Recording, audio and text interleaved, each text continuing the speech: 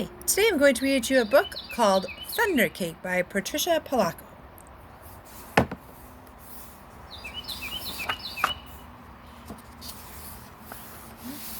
This is an introduction, and I'm not going to read it to you today, but it tells you that the author, Patricia Polacco, really did spend summers with her grandma in Michigan.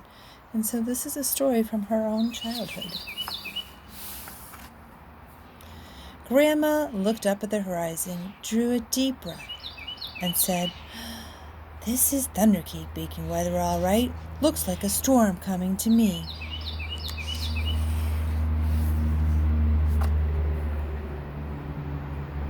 "Child, you come out from under that bed. It's only thunder you're hearing."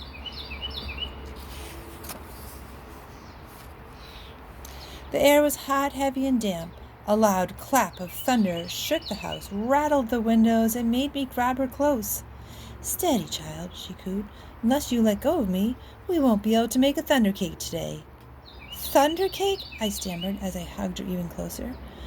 "Don't pay attention to that old thunder except to see how close the storm is getting. When you see the lightning, start counting real slow. When you hear the thunder, stop counting. That number is how many miles away the storm is." "Understand?" she asked. "We need to know how far away the storm is so we have time to make the cake and get it into the oven before the storm comes, or it won't be real thunder cake." Her eyes surveyed the black clouds away off in the distance. Then she strode into the kitchen. Her worn hands pulled a thick book from the shelf above the wood stove. "Let's find that recipe, child," she crowed as she lovingly fingered the grease-stained pages to a creased spot. "Here it is. Thunder cake." She carefully penned the ingredients on a piece of notepaper. "Now let's gather all these things we'll need," she exclaimed as she scurried toward the back door. We were by the barn door when a huge bolt of lightning flashed. I started counting like Grandma told me. 1, 2, 3, 4, 5, 6, 7, 8, 9, 10. Then the thunder roared. 10 miles. It's 10 miles away," Grandma said as she looked at the sky. "About an hour away, I'd say. You'll have to hurry, child. Gather them eggs careful like," she said. Eggs from mean old Nellie Peck Hen. I was scared. I knew she would try to peck me. "I'm here. She won't hurt you. Just get them eggs," Grandma said softly. The lightning flashed again. 1, 2, 3, 4, 5, 6, 7, 8, 9, I counted.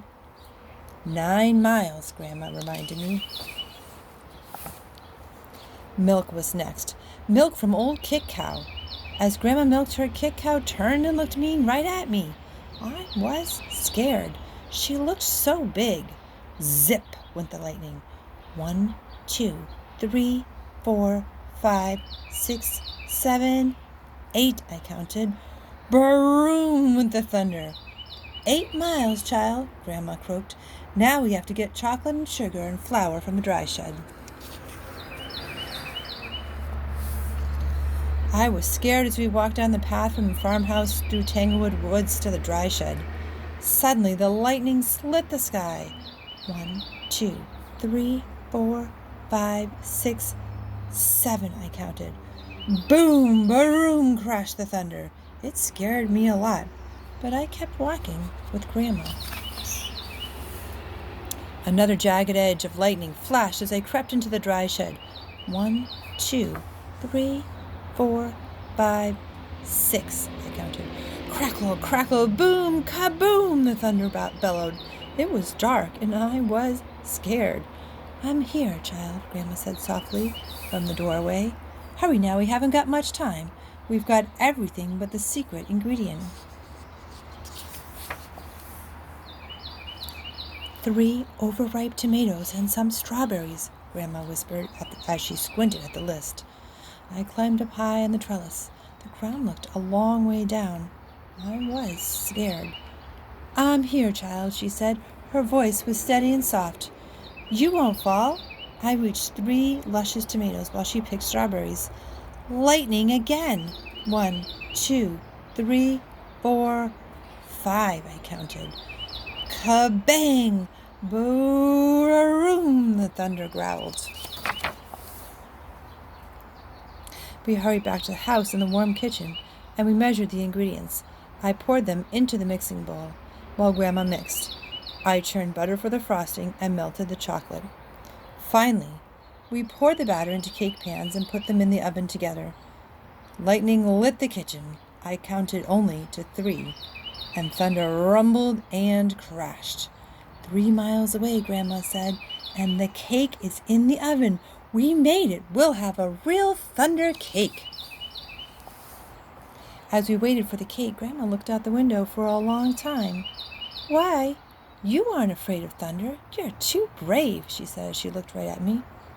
I'm not brave, said Grandma, I said. I was under the bed, remember? But you got out from under it, she answered, and you got eggs from mean old Nellie Peckhen. You got milk from old Kit Cow. You went through the tangleweed woods to the dry shed. You climbed the trellis in the barnyard.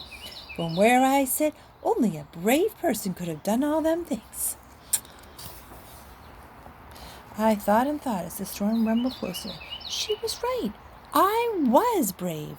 Brave people can't be afraid of a sound, child, she said as we spread out the tablecloth and set the table. When we were done, we hurried into the kitchen to take the cake out of the oven. After the cake had cooled, we frosted it. Just then the lightning flashed, and this time it lit the whole sky. Even before the last flash had faded, the thunder rolled, boomed, crashed, and baroomed just above us. The storm was here. Perfect, Grandma cooed. Just perfect. She beamed as she added the last strawberry to the glistening chocolate frosting on top of our thunder cake. As rain poured on our roof, Grandma cut a wedge for each of us. She poured us steaming cups of tea from the samovar. When the thunder roared above us so hard it shook the windows and rattled the dishes in the cupboard, we just smiled and ate our thunder cake. From that time on, I never feared the voice of thunder again. The end. The end of the story. They have a recipe titled My Grandma's Thunder Cake. Very cool. Hope you enjoyed our story, Thunder Cake by Patricia Polacco. Have a wonderful day.